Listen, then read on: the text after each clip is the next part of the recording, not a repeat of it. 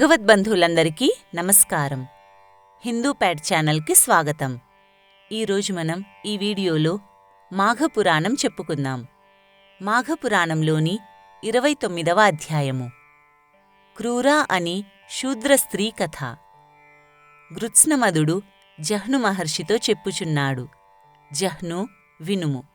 మాఘమాసము వచ్చుననగా మకర రాశియందు సూర్యుడుండగా పూర్వమందు చెప్పిన కల్పోక్త విధియుక్తముగా మాఘస్నానము చేసి శ్రీహరిని పూజించిన వానికి కలుగు ఫలితమును చెప్పెదను, సావధానమతివై వినుము. మాఘవ్రతమును చెయ్యువాడు స్వప్రకాశితమగు విమానమెక్కి సమస్త దేవతా పూజితుడై స్వర్గలోకమును చేరును. వాని యొక్క పుణ్యప్రభావము వలన అతని బంధువులందరూ కోటి కులముల వరకు స్వర్గలోకమును పొందుదురు. ఇంకొక కథను చెప్పెదను, సావధానముగా వినుము. ద్వాపరయుగమందు విదేహదేశమున క్రూరా అనే పేరుగల ఒక శూద్ర స్త్రీ ఉండెను. ఆమె కర్షకునకు సతియై మిగుల కోపవంతురాలై మిక్కిలి పరాక్రమవంతురాలై ఉండెను.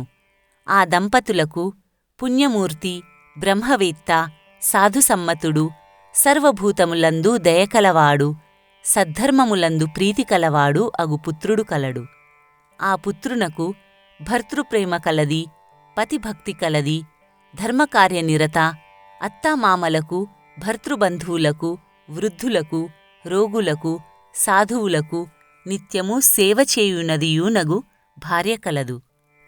అత్త కోడలునుగాంచి సదా కోపము వహించి కొట్టుట, లాగుట, ఈడ్చుట చేసి భర్తను కూడా చేర్చుకొని ఇరువురూ కలిసి ఆమెను బాధించెడివారు. నిత్యము అకారణముగా పుత్రుణ్ణి తిట్టుచుండెడివారు. అయినను కోడలు విచారముతో అత్తకు ఉపచారములు చేయుచుండెడిది. ఇలా కోడలు అత్తవలన బాధలను పొందుచు పూర్వజన్మ కర్మను అనుభవించుచు దుఃఖించుచుండెను. ఆ శూద్రుని పుత్రుడు సదా తన భార్య ఏడ్చుచూ బాధపడుట చూసి తల్లిదండ్రులతో ఇలా పలికెను: తండ్రి, అమ్మా, కీర్తికరమును ధర్మమును కలిగించున్నదియునగు నా పలుకులను వినుము.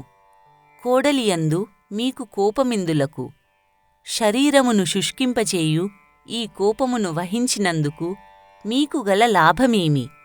మత్సరగ్రస్తులై కలహించుట మీకు యుక్తకార్యము కాదు. నిత్యకలహము ఈ ఇంట ఎందులకు? కలహము వలన సర్వసంపదలు నశించును. నేను కాని నా భార్య కాని మీకు ఏమి అపకృతియొనర్చితిమి? కోపము వలన కలుగు ఈ కలహమునకు కారణమేమీ కనిపించలేదు. కోపము చేత ఆయుర్దాయము, ధనము, మానము, యశము, గౌరవము, పాండిత్యము వెంటనే నశించును. మీ పుత్రునియందు ఇంత కోపమెందులకు? మీరు సమస్తము ఎరిగినవారు. నాయందు దయచూపుచు సజ్జనులకు సమ్మతమగు క్షమను సేవింపండి. ఆ చండి భర్తను కూడి పుత్రుని పలుకులు విని కోపము బూని కదులుచున్న పెదవులతో తిట్టుచు పుత్రునితో ఇట్లనెను: మూర్ఖుడా, వెళ్ళిపొమ్ము. నీ భార్య నీకు ఇష్టురాలగుగాక. తల్లిదండ్రులను శిక్షణ చేయుచున్న మీ దంపతులను శిక్షించినా కూడా పాపము లేదు, సత్యాసత్య దోషము లేదు. సకారణము కాకపోయినను తప్పులేదు. లేదని చెప్పి ఆ చండి కర్రెతో కొట్టెను. సదా ఈ రీతిగా తల్లిచేత తాడితుడై శూద్రకుమారుడు రోషయుక్తుడయ్యెను. కాని క్షణముండి మరలా జ్ఞానమును తెచ్చుకొని ఇలా ఆలోచించెను: తల్లిదండ్రులతో కలహించువాడు, తల్లిదండ్రులను తిట్టువాడు మరలా జన్మలేని మహానరకమును పొందును.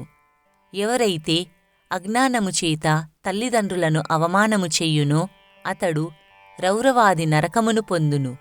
3 లోకములందును తల్లిదండ్రులతో సమానమగు దైవము లేడు. ఆడవారికి భర్తతో సమానమగు దేవుడు లేడు. దేవతలలో శ్రీహరితో సమానమగు దైవము లేడు. తీర్థములలో గంగానదితో సమానమగు తీర్థము లేదు. ఆడవారికి భర్త కంటే దైవము లేడు. కుమారునకు తల్లిదండ్రుల కంటే దైవములు లేరు. అని తలంచి తన భార్యకు నీతులుపదేశించెను.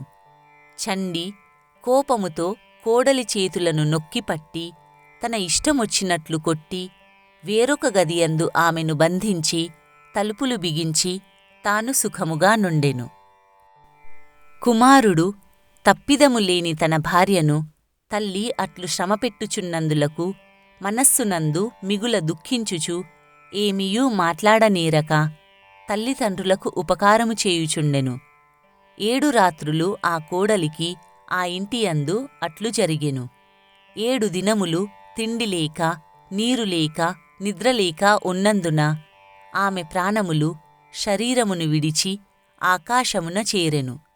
చండికి లోకులు బంధువులు హితులు తగని పని చేయుచుంటివి అని ఎంత చెప్పినను వినకుండెను. కోడలిని ఆ గది నుండి విడువలేదు. ఎట్లున్నదో అని చూడలేదు.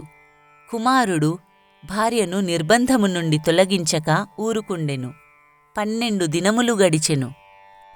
కుమారుడు భార్యను చూచుటకై తల్లి భయము చేత తలుపు తీయలేక రహస్యముగా ఎట్లో తలుపు తీసి భార్య స్థితిని చూసి విలపించసాగెను. అయ్యో అని హాహారావముతో ప్రభంజన ప్రచలితమై నేలకూలిన వృక్షము వలె భూమియందు ఆ శూద్రకుమారుడు పడెను. క్షణకాలము మూర్ఛయందు మునిగి పిమ్మట లేచి పరిపరి విధములా దుఃఖించుచుండెను. ఆ చండి వచ్చి గది తలుపులు తీసియుండుట చూసి కోపపూరితయై విచారించుచున్న తన కుమారుణ్ణి చూసి గదిలోపల చచ్చిపడియున్న తన కోడలిని చూసి స్వయంగా తనకు ఏడుపు రాకున్నను కుమారుణ్ణి చూసి బయటకు వచ్చి బిగ్గరగా ఏడ్వసాగెను. చండి ఏడ్చుట విని అందరూ ఆశ్చర్యముతో వచ్చి చూశారు. మరియు ఆమెను పలు విధములా నిందించారు. బంధువులు మిత్రులు హితులు మొదలైన వారందరూ వచ్చి చండిని నిందించి జరిగినదానికి విచారించి వెళ్లారు. పిమ్మట కోడలు శవమునకు దహన సంస్కారం చేశారు. తరువాత శూద్రకుమారుడు ఆ విచారముతో అచ్చట ఉండలేక గంగాతీరమును చేరి అచ్చట కొంతకాలముండి పిమ్మట మరణించెను. మరియు శ్రీహరి సాయుజ్యమును పొందెను. పుత్రశోకము చేత బాధపడుచు పశ్చాత్తప్తురాలై ఆ చండి రాత్రింబవళ్ళు విచారించుచుండెను.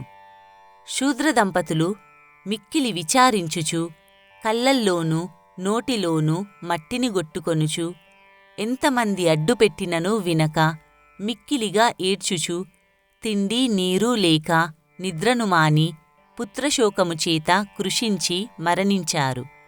అంతటా యమధర్మరాజు యొక్క దూతలు వచ్చి ఆ శూద్రదంపతులను తీసుకొని వెళ్లారు. శూద్రదంపతులు యమలోకమున మిక్కిలి భయంకరమైన ఆసిపత్ర వనమందు నరకమును 64 యుగములు అనుభవించి పిమ్మట మరల భూలోకమునకు వచ్చారు. వారు సర్పములై జన్మించి అన్ని జంతువులకు ఆధారభూతమైన చంపానదీ తీరవనమందు సౌఖ్యవంతమైన రావిచెట్టు తొర్రలో నివసించారు. దైవవశమున కృతార్థత చెంది సజ్జన సమ్మతులైన ధీరుడు ఉపధీరుడు అను 2 సాధువులు ఆ చంపానదియందు స్నానమాడుటకై వచ్చి మాఘస్నానమాచరించి ఆ రావిచెట్టు క్రింద విష్ణుదేవుణ్ణి అర్చించి బహు సంతోషముతో మాఘమాస మహిమను కొనియాడుచుండిరి. ఆ రావిచెట్టు తొర్రలో నివసించుచున్న సర్పద్వయము తమ కండ్లచేత చెవులచేత బహుశ్రద్ధతో ఆ మాఘమాస మహిమను విని సర్పదేహములను విడిచి పవిత్రదేహములను ధరించి మరల ఆ పంపానదియందు మాఘస్నానమును గావించి బాలభాను తేజో విరాజమానులై పుష్పక విమానమునెక్కి స్వర్గలోకమునకు చేరారు. మాఘమాస మహిమను వినుటచేత మాఘమాసమున స్నానము చేయుటచేత ఆ శూద్రదంపతులు నీచజన్మల నుండి ముక్తిగాంచారు.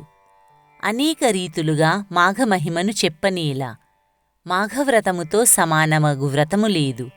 ఈ మాఘమాస ప్రభావమును భూలోకమందు కాని స్వర్గలోకమునందు కాని మూడు లోకములందు కాని శ్రీహరి తప్ప మరొకరు తెలుసుకొనజాలరు. గురువుకు ద్రోహము చేసినవాడు కాని, మూర్ఖుడు కాని, ఆడదానిని చంపినవాడు కాని, ఆవును చంపినవాడు కాని, కుమారుణ్ణి చంపుటయందు ఆసక్తి కలవాడు కాని, చేసిన మేలు మరచిపోయినవాడు కాని, మహాపాతకములు చేసినవాడు కాని, ఈ మాఘవ్రతమును చేసినచో సమస్త పాపముల చేత విడువబడి శ్రీహరిని చేరగలడు.